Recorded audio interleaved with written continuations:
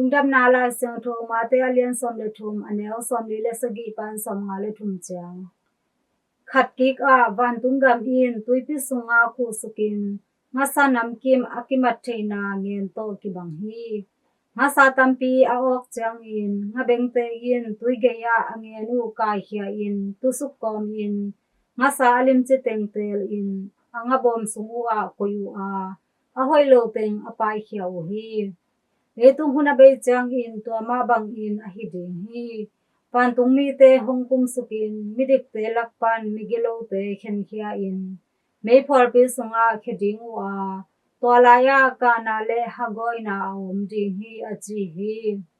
Yesuin amaute kianga hit hu khem peu na tel chan khinu hiam chi in adong hi amaute in katel ma u hi chi in adong hi tua ciangin ama in amaute kianga tua hi a Vantung thu te sin a theikhin Laisiangtho siam te khem peu in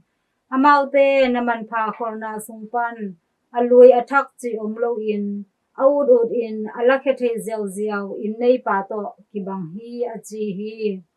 Yesu in hi thugen te na te again khit ciangin tua mun pan in apai hia hi in to pa lungdamna Laisiangtho hi Kristo to pa o na tunga phanna ta hen